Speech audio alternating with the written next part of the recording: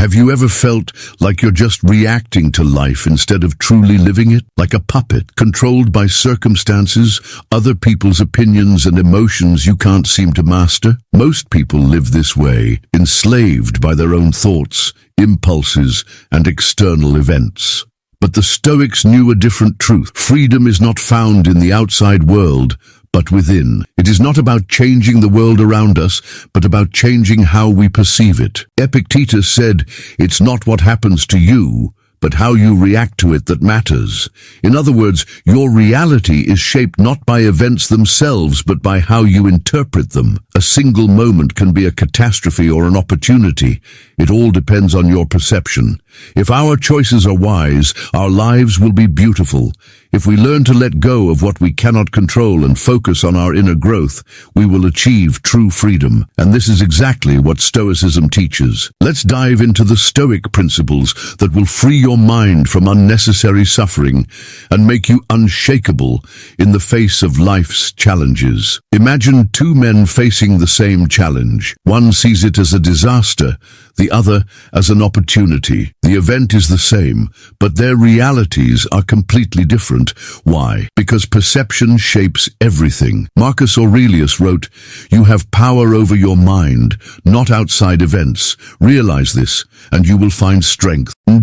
This is the foundation of Stoicism. Suffering is not caused by events themselves, but by our judgments about them. When you get stuck in traffic, you can either be frustrated or use the time to listen to something valuable. When someone insults you, you can either react with anger or see it as a test of your self-control. Every moment offers you a choice: to be a slave to emotions or to master them through perspective. Psychologists call this cognitive reframing, the ability to reinterpret situations in a way that serves you rather than weakens you. The Stoics mastered this skill centuries ago. They trained themselves to see obstacles as stepping stones, not as barriers. Ask yourself, how often do you let your perception create unnecessary suffering? What would happen if you saw every difficulty as a chance to grow instead of something to fear? This shift in mindset is the first step toward true freedom. Not all relationships are meant to last,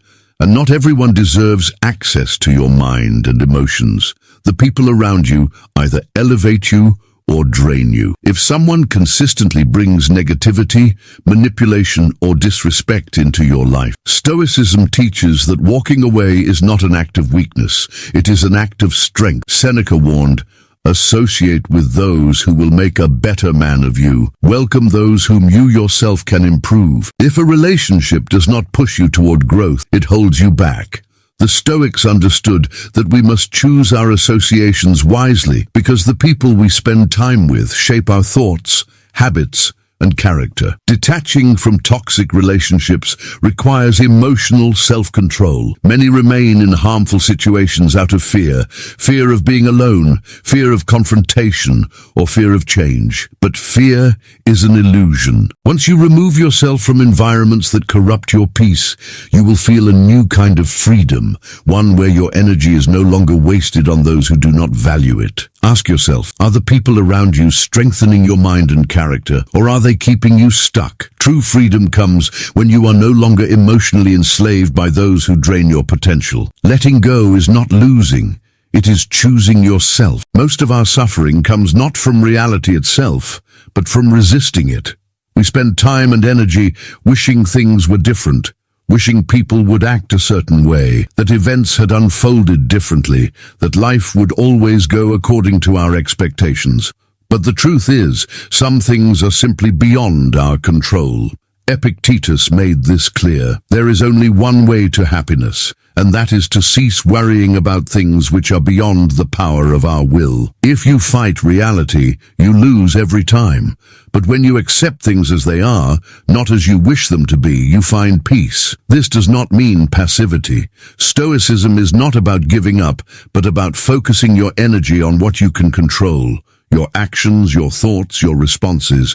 Everything else is outside your hands. A storm does not care if you complain about it, but you can decide how to navigate through it. The economy, other people's behavior, the past, none of these are within your control, but your discipline, your mindset, and your choices always are. Ask yourself, how much of your energy is wasted on things you cannot change? What would happen if you redirected that energy toward mastering yourself instead? This is where true serenity and true power begins. Emotions are powerful, but when left unchecked, they turn into chains that control our actions. Anger makes us reckless, fear makes us hesitate, and desire blinds us to reality. The Stoics understood that true freedom comes not from indulging emotions, but from mastering them through reason. Seneca wrote, "A man is as miserable as he thinks himself." This means that our suffering often comes from distorted thinking rather than actual events. If we allow emotions to dictate our decisions, we become slaves to impulses instead of masters of our own fate. Rationality acts as a shield against destructive emotions. When someone insults you, logic reminds you that their words only have power if you grant them meaning. When faced with a difficult decision, reason helps you distinguish what truly matters from what is just noise. Modern psychology confirms this Stoic wisdom. Cognitive behavioral therapy, CBT, teaches that our emotions stem from our thoughts, not from external events. By questioning irrational beliefs and replacing them with rational ones, we free ourselves from unnecessary suffering. Ask yourself, do you let emotions dictate your actions, or do you use reason to guide your path? Every decision made through logic and wisdom strengthens your mind. The more you rely on reason, the less control emotions have over you, and in that, you find true freedom. Most people avoid difficulties. They see obstacles as roadblocks, as signs that they should stop, complain, or retreat. But the Stoics saw something different. To them, every challenge was fuel for growth. Marcus Aurelius declared, "The impediment to action advances action. What stands in the way becomes the way." This means that every hardship, every setback, every so-called failure is not an end. It is a beginning. It is an opportunity to become stronger, wiser, and more resilient. Imagine a man who loses his job. One response is despair, self-pity, and anger. Another response is to see it as a chance to build something new, to improve, to adapt. The event is the same, but the outcome depends on how he interprets it. Difficulties are not curses, they are tests. They reveal who you truly are. Anyone can be calm when life is easy, but your true character is shown when things fall apart. The question is, will you break or will you rise? Ask yourself, how do you view obstacles in your life? Do you resist them, or do you use them as stepping stones? Every challenge is a lesson, a gift in disguise. The only difference is how you choose to see it. A man who never examines himself remains blind to his own flaws. He repeats the same mistakes, reacts impulsively, and drifts through life without direction. The Stoics understood that true growth comes from self-reflection, the discipline of looking inward every day. Seneca advised, "Each evening we should call ourselves to account. What weakness did I overcome today? What virtue did I acquire?" This practice forces us to confront our shortcomings, refine our character, and make adjustments before bad habits take root. Imagine ending each day by asking yourself, did I act with patience today? Did I control my emotions?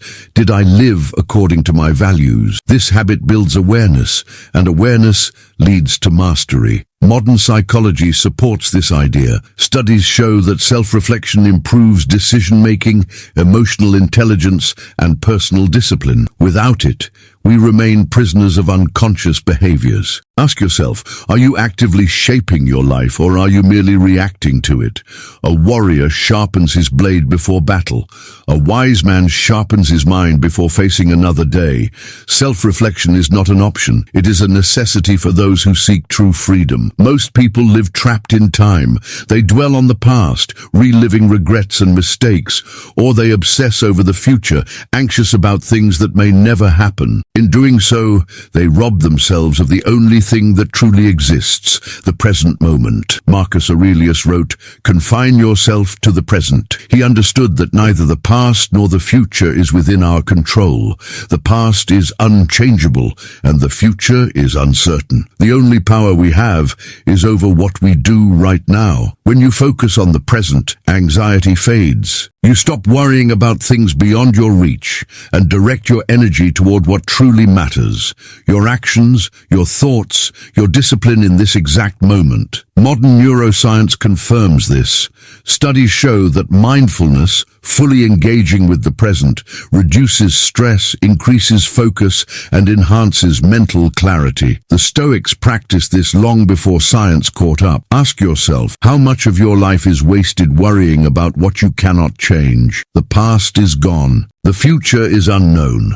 But right now, in this moment, you have a choice. Use it wisely. Everything in life is temporary. Your successes, your failures, your relationships, even your own existence. The more you cling to what is fleeting, the more you suffer. The Stoics understood that peace comes not from control, but from acceptance. Seneca reminded us, "Let us prepare our minds as if we'd come to the very end of life. Let us postpone nothing." This is not a call to despair, but to clarity. When you accept that nothing lasts forever, you stop wasting energy on fear and attachment. You focus only on what truly matters: your character, your actions, your virtue. Most people live in denial of impermanence. They chase wealth, status, or possessions as if they will last forever. But everything external is borrowed, and sooner or later it will be taken away. True strength comes from realizing that your inner world is the only thing you truly own. Ask yourself, are you clinging to things that are beyond your control? The more you embrace impermanence, the lighter you become. You stop fearing loss and start living with true freedom. In a chaotic world, most people seek security in external things: money, reputation, or the approval of others. But the Stoics knew that true stability comes from within. Marcus Aurelius called this the inner citadel, a fortress of the mind that no external force can shake. He wrote, "You have power over your mind, not outside events. Realize this and you will find strength." This means that no matter what happens around you, your inner world remains untouched if you build it strong enough. Hardship will come. People will disappoint you. Unexpected failures will strike. But if you have fortified your mind with discipline, wisdom, and resilience, nothing can truly harm you. You remain unshaken because your peace does not depend on anything outside of yourself. This is not theoretical. History is filled with men who embodied this principle: prisoners of war who endured suffering without breaking, leaders who remained calm under pressure, warriors who faced death without fear. They built their inner citadel, and so can you. Ask yourself, is your peace dependent on things outside your control? If so, you are vulnerable. Strengthen your mind, guard your principles, and cultivate an inner fortress. That is where true freedom lives. Wealth, power, status, these are the things most people chase, believing they will bring happiness. But the Stoics knew that none of these things are true goods. They are external, temporary, and fragile. The only thing that truly belongs to you is your character. Epictetus was clear: wealth consists not in having great possessions, but in having few wants. A man ruled by his desires is never free.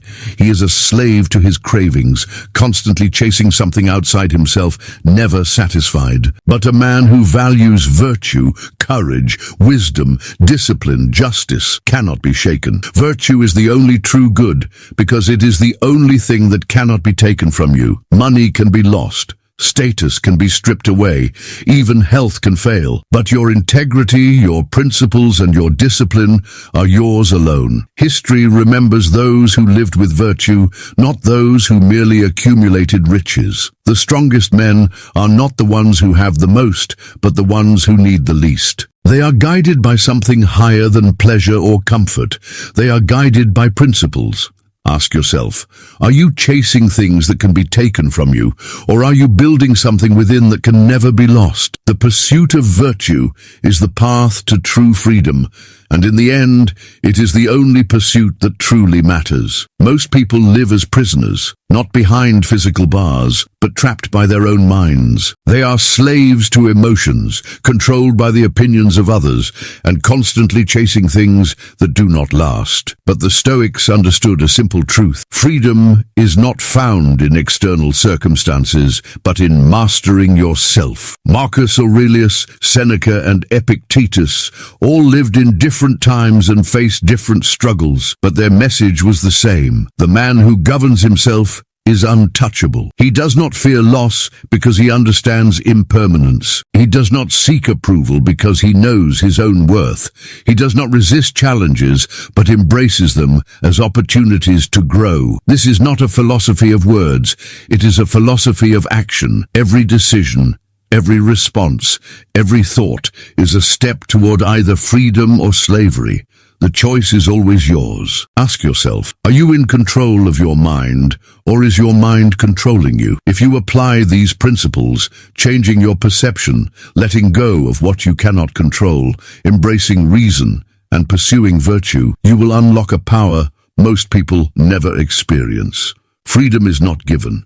It is earned, and it starts with the way you think, the way you act, and the way you live, starting now.